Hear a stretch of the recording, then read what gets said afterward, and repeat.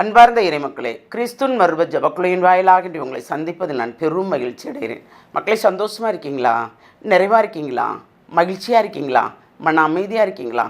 மக்களே, ஒவ்வொரு நாளும் ஆண்டவர் நம்மளை தட்டி எழுப்புகிறார் என்றால் அது ஒரு நமக்கு நிறைவான ஒரு ஆசீர்வாதம் இல்லையா? இன்றைக்கி அவர் இறை வார்த்தையில் என்ன தந்து நம்மளை ஆசீர்வதிக்கிறார் பார்ப்போமா? நீதிமொழிகள் நூல் அதிகாரம் 8 இறை வார்த்தை 10-13 முடிய. வெள்ளியை விட மேலாக என் அறிவுரையை ஏற்றுக்கொள்ளுங்கள். பசும் பொன்னை விட மேலாக அறிவை விரும்புங்கள்.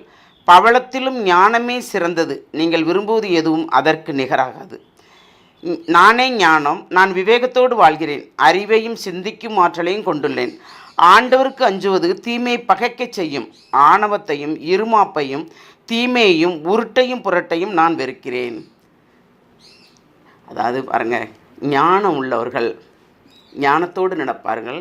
பிறரை பற்றி குறை கூற மாட்டார்கள். தீமையான வழியில் நடக்க மாட்டார்கள். தீமை செய்வோராக தெரிந்தால் அவர்கள் அதை விட்டு ஒதுங்கி விடுவார்கள்.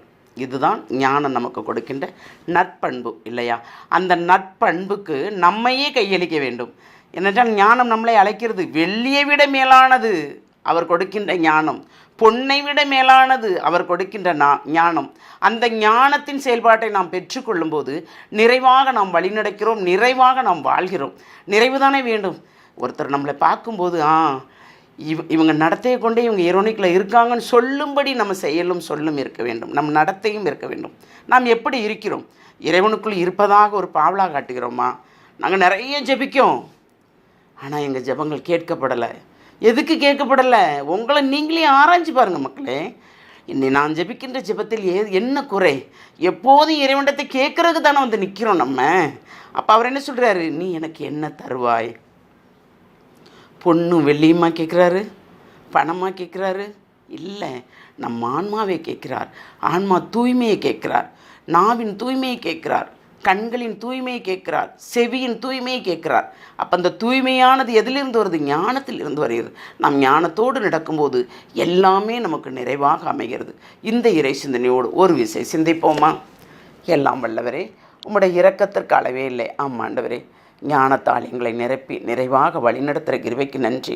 ஒவ்வொரு நாளும் ஞானத்தை பற்றி எங்களுக்கு கொடுத்து நாங்கள் ஞானத்தோடும் நுண்ணறிவோடு நடப்பதற்குண்டான ஆற்றலையும் வலிமையும் கொடுக்கிறீரே. நீர் கொடுப்பது எல்லாமே ஆண்டவரே இறை வார்த்தை வாசித்து இயேசுவை பின்பற்றுவதற்குண்டான ஆற்றலை எங்களுக்கு கொடுக்கிறது ஆண்டவரே. அதனால் எங்கள் எப்பொழுதும் இறைவனுக்கு உகந்த மக்களாக வாழும்படி நீர் எங்களை ஆசீர்வதிக்கிற இந்த கிருபைக்கு நன்றி கூறி உங்களுடைய இரக்க பெருக்கத்துக்குள் எங்களை முழுமையாக ஒப்புக் கொடுக்குறோம். ஜெபம் கேட்கும் நல்ல பிதாவே. ஆமேன், ஆமேன், ஆமேன்.